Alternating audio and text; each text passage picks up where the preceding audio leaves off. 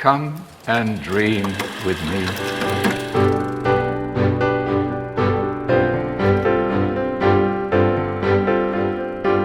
Hello and welcome to this What Do You Want to Watch discussion of our favourite shows of 2022. I'm your host, Ashley Hobley. Joining me today, Dylan Blatt. Happy to be here. End of 2022 special time. Yeah. Alright, let's just jump straight in. Of course, we're going to do our top 10 favourite TV shows of 2022, as well as a couple of top threes to round things off towards the end of the episode. So, yeah, let's just get straight into it. Dylan, what's your number 10? My number 10 TV show of 2022, The Sandman. The Neil Gaiman, based on the Neil Gaiman. Who did the show, actually? It was Gaiman, Alan Heinberg, I want to say, and somebody else. Alan Heinberg. David S. Goyer? Yes. Developed by, there you go. So based on the Neil Gaiman story, though, of course, it's about Sandman, Dr. Sleep. I'm sure he's got other names. I don't know. He gets captured, and then he's like 100 years or something, hundreds of years, something like that. He's like captured by the humans. Eventually, like breaks out, but during that time, sort of because he controlled the dreams and stuff of humanity, shit sort of got out of whack, and he's got one of his creations, which is played by what's his name, Boyd Hardbook. Yes. I think, yes, has like escaped, and he's like just a serial killer, basically. And then you've got all these other little interesting storylines that are all tying in together. I feel it's very cool. Like nearly every episode it's like one major story, but every episode was like sort of a self-contained story in itself. Like it's sort of, he visits one character and spends time with them, and like you've got, of course, the episode he spends with Jenna Coleman. You've got the episode he spends with I can't remember the actress's name, but Death, which is a really great episode. The episode he goes to hell. All those times he spends with just these particular characters. Really just interesting universe. Shot very well. All these fantastic performances. Can't wait for more. So that was my number 10. All right. My number 10, Stranger Things Season 4. It had been quite a wait since the previous season. I want to say a couple of years. But season 3 came out 2019, so it'd been 3 years since we'd been running around Hawkins with these kids. I loved all the new elements out of the show. Of course, everybody fell in love with Eddie Munson and whole Dungeons and Dragons crew, Hellfire Club. The whole, satanic panic running through the town. And then you've got this actual villain in Vecna, who's an actual threat, and we'll see again. And how it all kind of tied into previous seasons and have kind of reworked it leading up to this upcoming final season. I thought, it was great show. Great chance for someone like Sadie Sink to like sink her teeth into some stuff. It made, running up that hill like a sensation again in 2022. So, it's a show that had an amazing large footprint this year. So, it's number 10 on my list. Dylan, what is your number 9? Number 9 on my list is the miniseries We Own This City. The David Chase, right? No, David Simon, David Chase. I'm bloody going insane. David Simon series. Yeah, there we go. I'm going insane. Okay. Co-developed series, but basically the guy who did The Wire. Like this is the same sort of thing. So it's all about the Baltimore City's gun trace task force. So based on the true story, main cop you follow is played by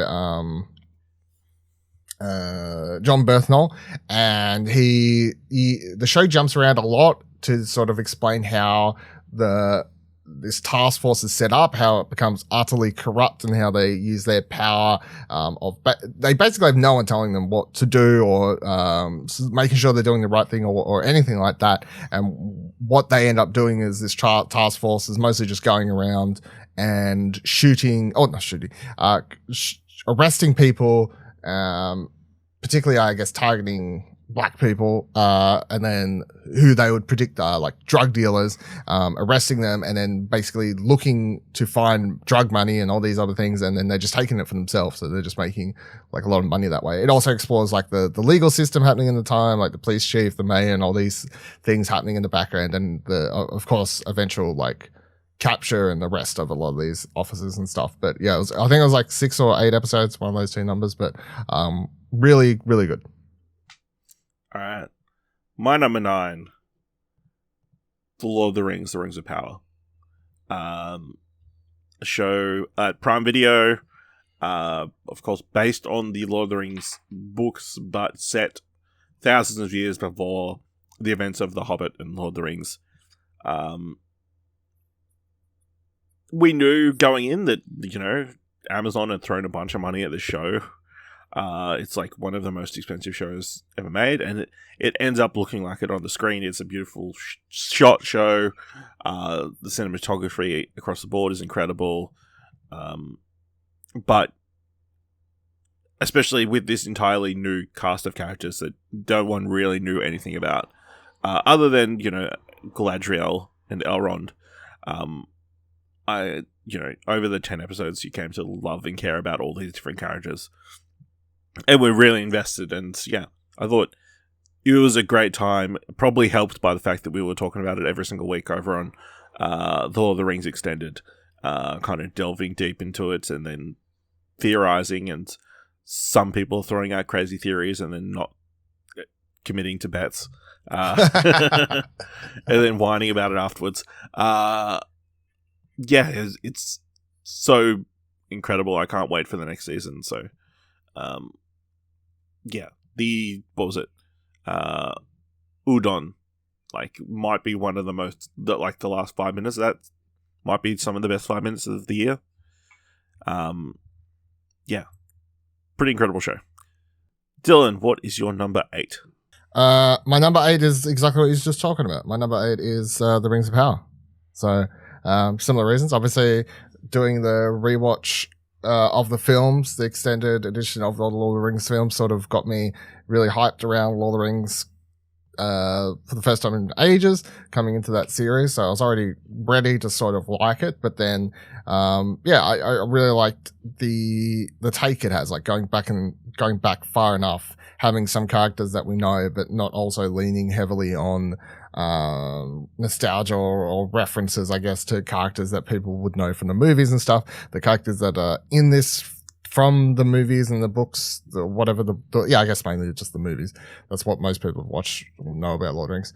Not leaning too heavily on those, and the characters that are here are the ones that actually make sense. And I was really surprised how good Elrond is in this. Galadriel's really awesome. Of course, we got the reveal of the big bad guy by the end of it, and all these other really great moments. So yeah, really, really keen to come into the second season. All right, my number 8 is Severance, the Apple TV Plus series starring Adam Scott, about a company that has a severance program in which they separate the non-work, the time in a person's, change something in a person's brain, so there's one side of their personality, or one side of them. It pretty much splits somebody into two: someone who works for the company, and then someone who does not work for the company. And kind of explores that idea, and and then there's of course the major mystery around this, the company, and what weird things they're doing, and all the different wacky stuff that's going on inside the company. I think just I think this was the big word of mouth show of this year. I felt like I had not jumped on at the start. I don't think I watched it till after it all come out. I feel like you caught up either right on the season finale week, a day before or something like that. Yeah. Yeah, but obviously the word of mouth had been spreading online, and everybody was talking about it and talking about how crazy it was and different fan theories and that kind of stuff. And it was, it was definitely a show worth jumping onto, and one that I think across the board is great performances. Adam Scott, Patricia Arquette, John Turturro. Just a really interesting show that you never know exactly where it's going to go. And of course, that season finale is like crazy. Like some of the reveals and the things that take place is mind blowing, but also setting up for another great potential season next year. So, Severance is my number 8. Dylan, what is your number 7? My number 7 is the Netflix series Heartstopper. So this is based on the novel, graphic novel, I guess, series by Alice Osman. Series was directed by Buddy Torchwood and Doctor Who alumni Eurus Lynn, which is always a weird factoid. But so Heartstopper's about main character Charlie, who sort of has a crush on this guy Nick, but Nick is probably straight. I guess is like the setup for it, whereas Charlie is definitely gay. And his friends, who's played by Yasmin Finney and William Go, they're very much like constantly telling him to stop hanging around Nick, because also Nick hangs around with the jocks and all this sort of stuff, but Nick's the nice guy, and he's actually he's the one jock dude or whatever that's not an asshole. So it's a very, obviously it's a coming of age story, like a modern coming of age story, but the cast is all fantastic. That's very funny at times, a very lively, colorful show too, that makes use of sort of on-screen graphics to bring in the comic book-esque feel from from where it's been adapted from. But yeah, I smashed through all, obviously, and also Olivia Colman's in this and she's fantastic. Well, that's a generic statement, but she plays like the mum, but she's really, really good. Yeah. Surprise cameo. Yeah, surprise cameo. Yeah, so I'm really looking forward to the follow-up seasons to this. But this is probably like the feel-good show of the year for me. So, Heartstopper. Yeah. A really good success story for Netflix, a teen drama that didn't cancel. Yeah. They committed to like several seasons as well, so I mean, I think they went for 2 more after this one, so yeah. So my number 7, The After Party. So this is a murder mystery comedy on Apple TV Plus, created by Christopher Miller, in which a pop star played by Dave Franco goes to his high school reunion, goes to the after party, and ends up murdered. And Tiffany Haddish's detective has to come in and figure out who at the after party killed Dave Franco, by interviewing each of the different suspects, and they retell the different events of the night, but in their own unique way, with each episode kind of being a different genre. Whether one episode's a romantic comedy, one is a musical, one is an action movie, one is, a teen drama, one is like a psychological thriller. I think really fun, really creative, great ensemble cast with people like Tiffany Haddish, Dave Franco, Sam Richardson, Zoe Chow, Ike Barinholtz, Ben Schwartz, Alana Galeza. Yeah, just the mystery is maintained over the entire season, but it's also really funny. Yeah, and the whole thing pays off really well as well. So, really enjoyable season of television. Yeah, The After Party. Check it out on Apple TV Plus. Dylan, what is your number 6? My number 6 is a show you've already mentioned as well, Severance.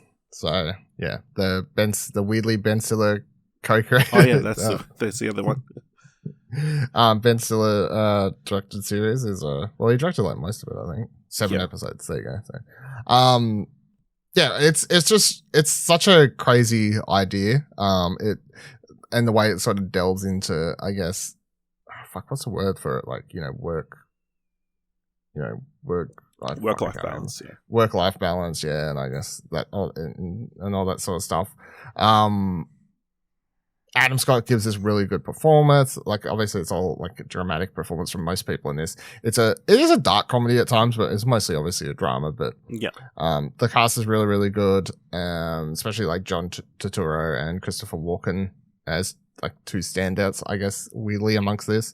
Patricia Arquette as well, of course. Outside like because your main character is obviously Adam Scott and then Britt Lower, Healy.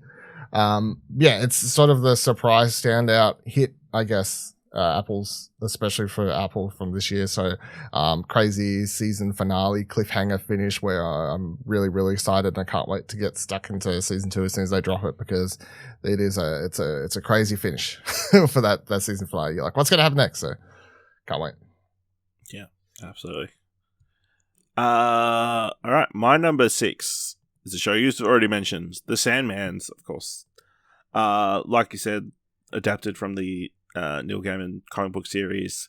I'd never read the comic book series, but I had listened to the audio drama adaptation in the last year or two, so kind of seeing those stories come to life was really cool, and seeing how they kind of changed some things, altered it in different ways to fit television.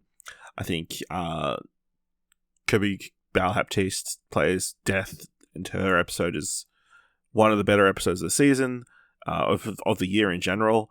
And then, the whole mystery around Dream and all the different adventures he kind of goes on after his imprisonment is really incredible. Yeah, lots of, even the diner episode where, there's barely any of the main characters we've seen all season. It's like, I think that's actually if I was to pick, that would actually be my favorite episode, the diner episode. Yeah. Pretty stellar stuff, acting wise. Yeah, just a lot of inventive characters and cuteness. Cute characters, like you've got the little Griffin. Heart breaks you at the start, and then gives you a little Griffin thing at the end. Yeah, lots of, and then they added an extra bonus episode with one of the cutest little things about these cats, and then the most heartbreaking, terrible things about this this siren. No, what's the word? Oh, about this muse that's trapped by this author. Yeah, which is incredibly dark, but done in a very tasteful way. So yeah, Sandman, one of the best shows of the year. Dylan, what is your number 5? My number 5 is The Rehearsal. I don't know how to explain this show still, but it's one of the best shows of the year. It's Nathan Fielder who decides he's going to show people that he can sort of help them through things by rehearsing them with them. So the first episode is a guy who wants to break the news to his friend that he's lied to her their entire life and he doesn't have a big degree or something like that. So he builds this massive replica pizza place where he wants to tell her, and he gets to play out the scenario a million times over to try and work out exactly how the night will play out. So he's prepared for it. But that first episode's wild enough, but then the show I don't even know if he was well aware of the direction the show would go in, because by the time you get to the second episode and suddenly he's got a woman who wants to be a parent and they're switching out fake babies with real babies and all sorts of crazy stuff starts happening. And then when you get to the season finale, you're just like, man, this show just went really dark out of nowhere. And it's a wild ride. So, yeah, The Rehearsal, number 5. All right. Number 5 for me is Players. So this is the Paramount Plus series focused on a fictional League of Legends North American team, and kind of chronicles the team over a season. It is The Last Dance, but in League of Legends, following the legendary, or the key player Cream Cheese from his early days, as an amateur through to his becoming one of the biggest stars of the League of Legends, but then also having to deal with a new up and coming prodigy teammate in Organism, who doesn't really see eye to eye and clashes personality wise with. I think an incredible season, just very funny, a well told documentary-esque, mockumentary style show that never while it pokes fun at League of Legends, it never makes fun of League of Legends. You know what I mean? It always treats the game with respect, and the esports as a whole with respect. I think the arc that the characters go over this season is incredible, and then the last couple of episodes are were must watch television in my opinion. I was very keen to see what happened. yeah, and just some of the stuff that they pull off in the show is a lot of fun. Some of the crazy reveals about different things. Yeah, I really enjoyed Players, and again another show I'm very keen to see more of. Dylan, what's your number 4? Number 4 on my list is The Return of Game of Thrones. It's House of the Dragon. So it just goes to show that, look, people still like this world and these characters and these families or whatever when they're done correctly, because everyone was all back aboard the Game of Thrones hype train this year, and for good reasons, because having a show set in the Game of Thrones universe but only focused on one family is weird at first, because you're so used to Game of Thrones obviously jumping around between all these different characters at different locations and stuff, but it really made for I feel like definitely a better sophomore like season than the first season of Game of Thrones ever had. So you got this fantastic cast from obviously Matt Smith's in here, and again, like, really shocked because I came into this going, Matt Smith, all right, we'll see how that plays out. Like, nothing against Matt Smith, but I really could not have pictured him in this particular role at the time. But now I can't picture anyone else. He's just like really, really good in it. Paddy Constantine, obviously Constantine, as King Viserys is a standout sort of for this season. Then of course Emma Darcy, they're fantastic as the older princess, Rhaenyra. Olivia Cook, fantastic as the older Alicent as well, and then of course Millie Alcock as the younger. Well, I guess shout out to Emily Carey too, or else I'm being mean, but yeah, Millie Alcock's. But yeah, it's Game of Thrones still, but I do feel like the writing is really, really sharper than the last several seasons of Game of Thrones ever were. So back aboard the Game of Thrones hype train with House of the Dragon.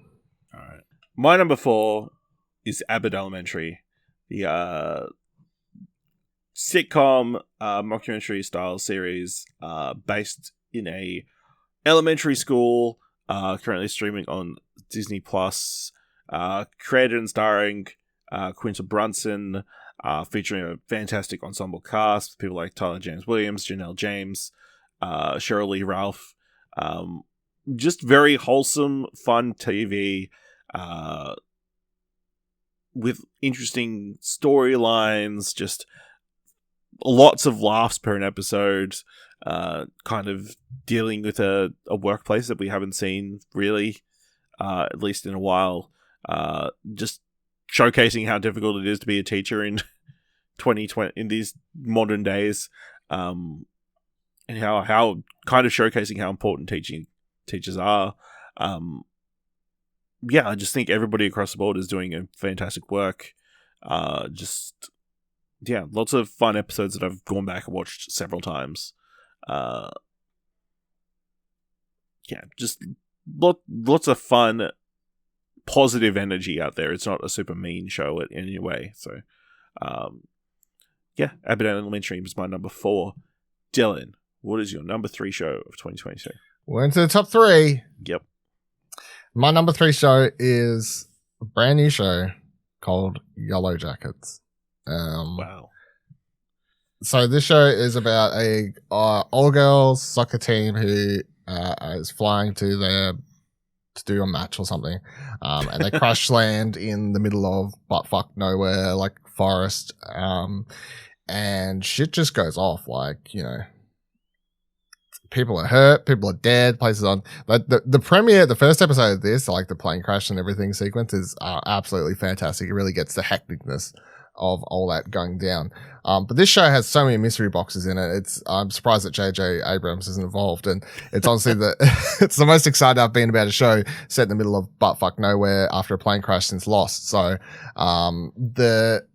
you've got, not only do you then, and it does a similar thing to Lost, because all of a sudden, not only do you start to show the teenage girls team crashing, suddenly you're flashing forward and you're seeing some of these characters, and they survived because you're now seeing them as adults. They've got children of their own, and you get to see how their lives are working out in the future, and what's going on there. Of course, you don't know exactly who within all of them, but Melanie Linsky plays the older character of Shauna, and she's got some weird sort of secrets happening in her own life that may or may not tie into what they did to survive, which is the constant tease of the episode, I guess, of the show, is that they. I mean, I don't want to spoil the whole show, but like, it's like, if you haven't watched the first episode by now, it's like the constantly is like they went full cannibal to survive, and they're sort of been trying to keep that they've been trying to keep that a secret after they even got back. You're like, they never made that part of their how we survive story, because I guess they didn't want to be known as the teenage cannibal girls and like what actually went on. So as you like constantly flashing backwards and forwards, the older characters are dealing with also people like suddenly they're getting blackmail messages about like, we're going to expose all your secrets. So then a bunch of the older characters start getting back together to try and figure out who's sending these, including Christina Ricci, who's playing the older Misty in this, who is absolutely fucking amazing. She's just off her block insane in this series. And then the first season progresses, and you get to see a bunch of the younger characters. It progresses from, of course, like, we'll get saved soon, it's fine, we need to survive, to that stage of, oh fuck, we're running out of food, to, oh fuck, I don't think anyone's coming for us, and then they start going absolutely insane. Some of them start losing their minds, like it's the whole freak out stage, and infighting against like what they should do. Like it's really, really good. I'm very keen for season 2, which starts in a few months, March. So, and Paramount must be as well, because I've already greenlit a season 3 ahead of season 2. So yeah, incredible. All right, my number 3 is The Rehearsal. Like Dylan said, it is a crazy show that really defies expectations. With the setup of trying to be a like self-help show, like helping people in these difficult situations, but then it just ramps up to become a whole different show about a whole bunch of different things. I think it is one of the shows that you need to watch this year. It is definitely an experience that I'll not forget. Just the way that the season escalates and goes in directions you just could not have seen coming. Nathan Fielder is incredible. Just the wildest show of the year, easily. Dylan, what is your number 2?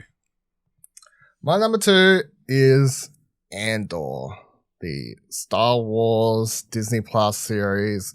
I've said it a million times, of course, over on Holocron Entries, our after show where we were discussing each episode of this per week, going rogue. But this is the best Star Wars that we've had since The Last Jedi. It is just brilliantly written. It treats the characters like real interesting people and not cartoon characters. Which is fun sometimes, but I need some substance in my life, you know what I'm saying? Everyone in the show is phenomenal. The way it's sort of paced out across these primarily 3 episode arcs, and then like maybe an episode in between to sort of set up the next one. And you have these like, so from episode, was it 4, 5, 6, this like sort of heist set up, and then you've got a prison escape sequence through it. Andy Serkis gives some of his best work in this series at some stage, just as a guest appearance, which is insane to think about. You have all these really interesting characters that I feel like we've barely scratched the surface of, and I can't wait to see more in the next season. Like Cyril and Luthen, of course, played by Stellan Skarsgård, who's it's really interesting and amazing performance by Stellan Skarsgård as well. Genevieve O'Reilly finally gets to explore Mon Mothma in a proper way, not just as someone giving a speech and then disappearing into the ether of Star Wars for another 5-6 years. We've got this fantastic character in Dedra, played by Denise Goth, whatever. This like ISB agent trying to track down she knows rebellion starting, but no one wants to believe her. And then you've got all these other little characters, and of course Diego Luna, who no one would have predicted, I guess, that Cassian Andor would be the character from Rogue One to get a spin-off, let alone a spin-off that's this good, but he did, and it is. So yeah, Andor, second favorite show of the year. All right, my number 2 is House of the Dragon. Like you said, a fantastic return to the world of Game of Thrones. An incredible ensemble cast. I think incredibly well written. Just the arc of the entire first season, like taking the characters Valicent and Rhaenyra from where we see them at the start of the season to where we see them at the end of the season, from best friends to sworn enemies, and just kind of the tension that is there every single episode is such a delight. Of course, it's again made so much fun by discussing it over on South King's Landing each week. But yeah, just it looks incredible as well, and just some of the stuff that these characters get into, even though some of the characters like have very interesting looks, and that kind of stuff. I feel like it's reignited people's love for Game of Thrones and was obviously a massive success for HBO. Yeah, I'm excited for hundreds and hundreds of more crazy situations to see play out. Yeah, you don't see violence like this anywhere else. Nowhere else will you see people getting beheaded or fried by dragons or eaten by crabs. I was about to say the first one, beheading is like not, but the last two, sure. All right, Dylan, I don't think you're going to surprise anybody, but what is your number one show of 2022? No, it shouldn't come as a surprise to anyone. My number one show of 2022 is, of course, Better Call Saul. I'll leave it just for tricks. Better Call Saul is, which now that it's finished, I can say wholeheartedly with definition that Better Call Saul is my favorite show of all time. Wow. It is absolutely phenomenal. The writing is impeccable. The characters are some of the most interesting laid people that I've ever got the chance to witness across any amount of television series. It was both very sad to see the show come to an end and know that I get to spend no more time with these characters. Well, new time. I guess I could start watching Breaking Bad because this is a prequel. But but yeah, 6 seasons. It is better than Breaking Bad. It's not that I'm saying that Breaking Bad's suddenly crap, but it's just like everything that Vince Gilligan, Peter Gould, and the rest of the team that came across from Breaking Bad, everything they learnt working on that show, they just brought across to this and made 10 times better. And even if, like, in retrospect, like, I really like the first season, but it's like it's interesting looking back across the seasons as the first season is, and they've admitted this, they were still sort of tonally working out, is this show is it more drama? Is it like a comedy? And they had that same problem with the first season of Breaking Bad, where at first it actually was supposed to be a dark comedy. And then they were like, no, fuck, it's just a full on drama. They went through the same arc with this where they're like, no, it's just a drama. Like they just eventually commit. But yeah, the way season 6 wraps up things, and you have this sort of first act of the season before they took a break. But the first act sort of wrapping up things in the prequel time period. And then when it comes back for the second half of the show, it's actually set after Breaking Bad, where, Jimmy / Saul Goodman, where he ran off to after the events of Breaking Bad and like where he was in hiding, which they'd been teasing every single season with a short like clip showing where he was and showing how sort of paranoid he was about getting captured and all these things, but able to finally see not only Jimmy McGill's full prequel origin story, but then this show bringing everything full circle and seeing him actually get a finish he deserved as a character, because he never actually got one, because when Breaking Bad, he's just a supporting character. Like he's there, he's like, oh shit, I gotta go on the run, and he disappears, you never see him again because they gotta focus on Bryan Cranston and Aaron Paul, the main characters. So getting them to actually be able to loop back, and the very brave choice to commit to the last several episodes of the show just all being shot in black and white, I think is all to commit to the color palette that the time skip forward moments have always had throughout the show.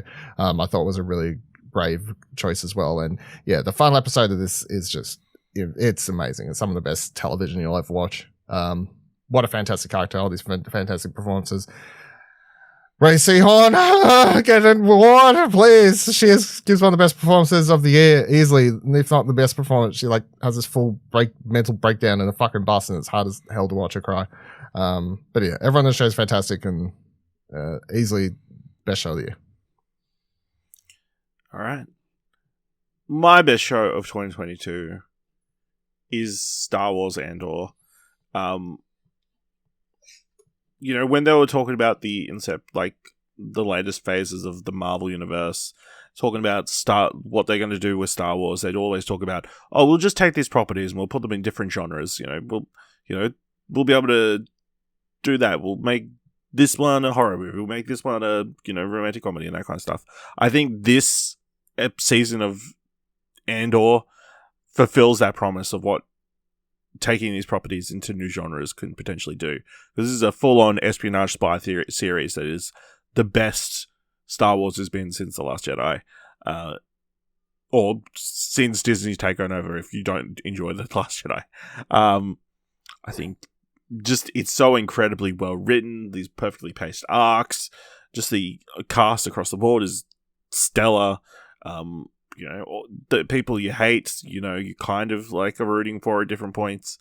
The people that you love, you kind of wish they would not do the thing they're about to do. So many fantastic speeches throughout the season. Speeches that I've had to go back and listen to because, they're just ringing in my head. It looks incredible.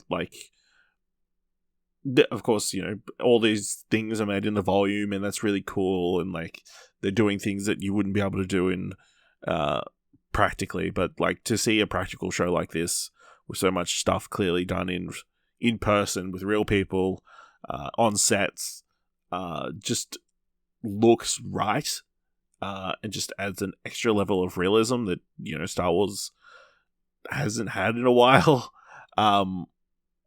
It's just a fantastic show. There's no flaws really that I can think of in a perfect 12 episode run.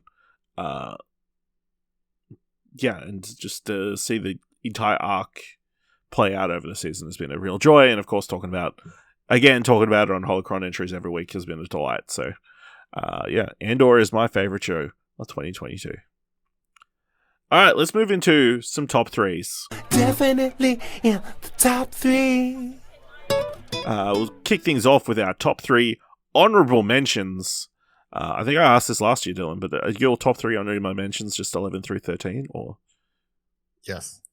Okay. I mixed mine up a little bit, so. Dylan, what's your number three? Well, because I just write my short list and then I just order them and then whatever's I just cut off for the top 10. So,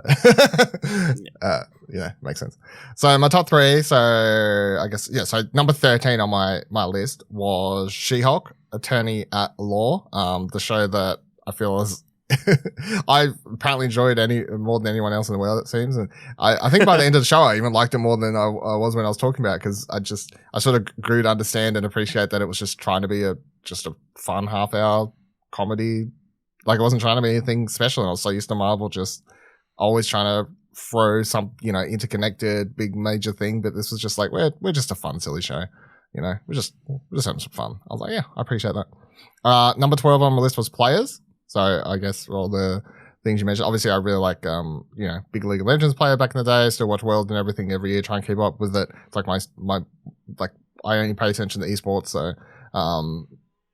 really, I agree with you. I don't think it treats it's making this fun of esports and League of Legends as much as any other parody of a sport movie or TV show has ever done. Which is most of the time they're just playing on stereotypes and little funny gags that play around, but not even bad stereotypes, just not the nerdy guy or whatever. It's just the esport dude. There's that one guy in the team who's always loud and obnoxious, which there usually is in any team if you watch the things. There's always a cream cheese, but and I've watched behind the scenes. There was a behind the scene series on TSM back in the day, and there was so many moments in this that just reminded me of drama and arguments in that, and that was a real documentary type thing. So those last couple episodes, they somehow make the match, the world, the final match or whatever, really actually they get the thrilling sports element of it down as you're sort of on the edge of your seat watching that match play out, which is I think a big plus for the series to pull off that amongst the comedy and everything. And then 11 was Euphoria. I kept switching Sandman and Euphoria back and forwards. And honestly, I may switch them again after we record, but Yeah. so I don't know. I was really backwards and forwards. I really like Euphoria, of course. But then there's like a few things I didn't like for this season. But then it was like there's episodes in Euphoria that are like some of my favorite stuff this year, but like it was just an inconsistency factor. So look, by the time I tweet out my list, if I've decided to switch Euphoria and Sandman from 10 and 11, look, I'm just saying it right now. We're recording this before. I'll tweet out my list like Odds when are this episode drops. But you're going to cheat and have them both at number 10. yeah, maybe. No, I can't do that. I need like full things. So, but yeah, there's my Your top 11 list. my top 11. Yeah, fuck it. So that's my honorable mentions. Okay, that's interesting because obviously Euphoria, I feel like, was a bigger social media sensation this year than it had been previously. I feel like it was talked about more than I guess I don't know. Maybe I'll people any caught drama up. does. Just it's a wild show, so that's why.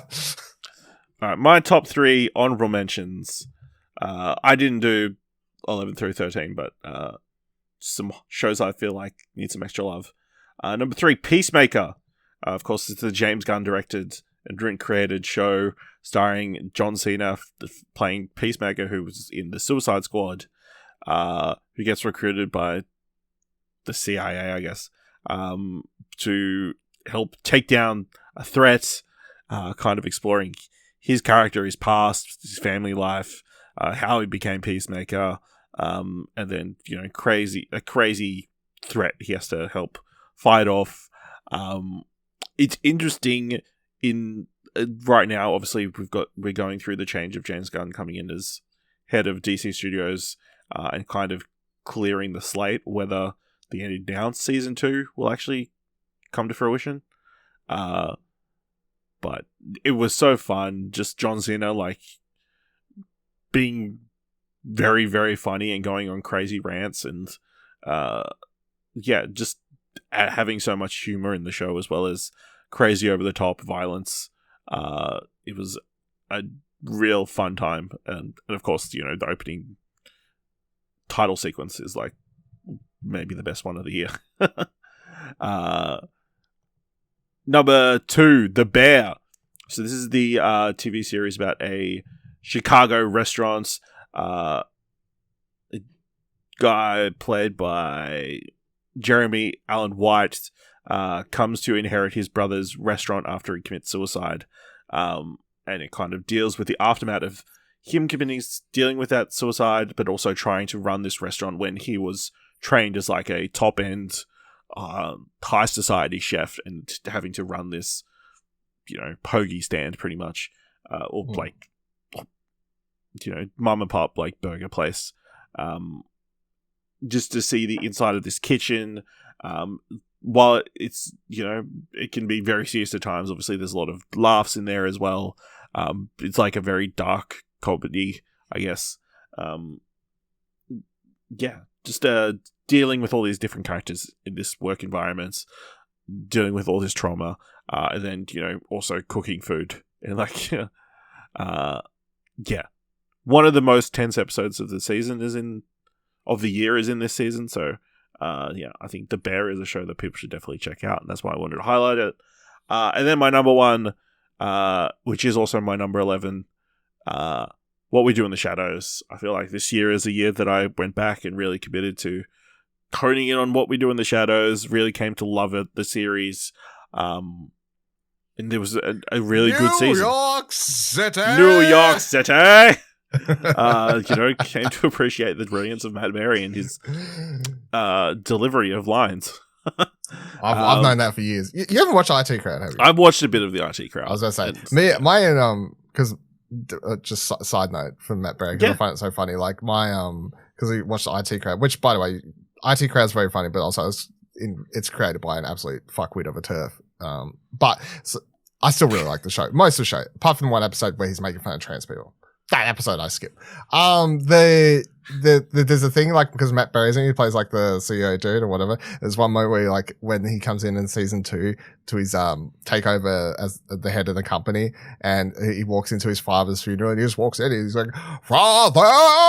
And then like no one like looks at him and takes a couple steps forward, and he's like, Father, like says all this thing. So anytime I have to like, I'm around my dad because my dad really likes IT crowd as well, and if I have to call out for him, I'll just be like, Father.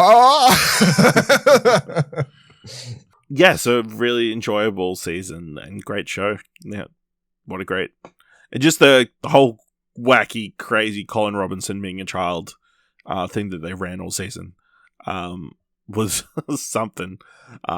Props to the visual effects team for making that work. So yeah, What We Do in the Shadows, check it out. And then second, top three new to us shows that we watched in 2023. Yeah, so I sort of had to twist this because I looking through my list, I was like, I don't really watch. I think I had the same problem last year. I don't really watch many shows that aren't from the year. Whereas at least movies, I usually watch stuff. Yes. Like that's fine. So these aren't all shows that I watched for the first time this year, but they are shows. Right. Top three shows not from 2023. Yeah, that's what I'm going. So I think one of these is a repeat. So number 3, Superstore, because I actually finished watching that this year, but I think I had that on my list for the year last year as well. So it just took a very long time to watch this, but I finally finished Superstore this year. It's very, very good. That last season sort of bringing all the characters home. It does the great thing that any good, I guess, sitcom does, where it's very funny for the first few seasons, and then by the time you get to the last season, all you do is care about the characters, and they're like, "No, it's just a drama now. We're just going to make it all about, people's relationships, and will this character be with this character, and all this sort of stuff." But yeah, I thought that last season was fantastic. Number 2 is Pokemon. So I started watching a lot more of the new Pokemon series throughout this year, and I'm still going to try to catch up and stuff ahead of Ash leaving, I guess, is the thing. But yeah, like obviously I loved Pokemon as a kid, and I tried rewatching like starting new series like last year at some stage. I was like, fuck, I can't. Like I watched like 5-6 episodes. I was like, I just can't binge watch this show. I get so annoyed of like the structure. Like when you're trying to binge watch it, it's just every episode Jesse James. I'm like, oh, fuck off, Team Rocket. Like give me the shits. But yeah, like going into the Pokemon Go, is it called Pokemon Let's Go? Pokemon Go? Whatever. The series where they introduced G-O-H as a character. And then that like coming through, like it's much more enjoyable. It's like way less structured. You don't have the same bloody characters turning up each episode. They have episodes where it's Ash is barely in it. Like it feels like a sort of soft reboot for the series as a whole. And I've been finding that very, very enjoyable to watch as well. Number 1 on my list is Midnight Mass. So this is something, of course, that I only got around to actually watching this year. Mike Flanagan series, where it is about sort of church and faith and all these sorts of things. It's a very Mike Flanagan series. Like these characters go on wild, just conversations, exploring life and everything about it. Which he's such a fantastic writer, but I can understand if some people just don't like the way he it's boring. It's not boring, but whatever. It's just not for you. Yeah, really, really great series. Really great performances by a bunch of people in it as well. And I'm keen, of course, to see how the Dark Tower plays out over on Amazon. Really enjoyed finally watching I've watched all the Mike Flanagan Netflix times, and it's over now. Mike Flanagan Netflix over. The Mike Flanagan Prime Video era begins now. All right. So my top 3 shows not from 2023. 2022 even. Not from 2022. The Neighborhood. So this is just a classic sitcom in which Cedric the Entertainer's family live in a Los Angeles suburb, and Max Greenfield's family move into this predominantly African-American community. It's the start of gentrification in this part of town. The slow coming together of the families and like building friendship and like that kind of stuff. It's just your classic, sitcom. It's enjoyable. It's just comfort food, really. So yeah, The Neighborhood. Number 2, free Iwatabi Swim Club. So this is an anime from I want to say 2013. To a separate list for anime. What? This is bullshit. Let me have this one. in which, there's these 4 kids who grew up, and right before they, separate for middle school, they all love swimming. They compete in this swimming race together, and then they kind of have a falling out afterwards, go their own separate ways, and then they all kind of come back together at the end in their high school year. Beautifully animated. It's from the team who did A Silent Voice. It had been a show that I'd had on my radar for a while, so I went back and finally watched the series, or the first season. Really fantastic. So that's number 2. And then number 1, Star Trek Lower Decks, which is the animated series around Star Trek, poking fun at Star Trek, just very funny, and also being very enjoyable in its own right, and telling very fun sci-fi stories, but not being as super serious as is required. And then, even as someone like me who doesn't know a lot about Star Trek, poking a lot of jokes at Spock and Picard and different people in Star Wars, Star Trek mythology, I still followed along and found a lot to enjoy here. So, Star Trek Lower Decks. That's it. All right. Let us know your top 10 favorite shows of 2022 by going to explosion.com/Twitter or jump into our Discord at explosion.com/Discord. If you want to help us out here at What Do You Want to Watch, leave us a review on Apple Podcasts, on Podchaser, leave us 5 stars. Anyway, can leave 5 stars or tell people about the show. And if you've enjoyed this episode, enjoy what we've done in 2022, think it's worth $1, head on over to our Ko-fi page at explosion.com/support. And, of course, you can find all of our best of 2022 content over at the Explosion Network by going to explosion.com/best of 2022. All right. Thank you very much for listening. Until next time, keep watching stuff, I guess.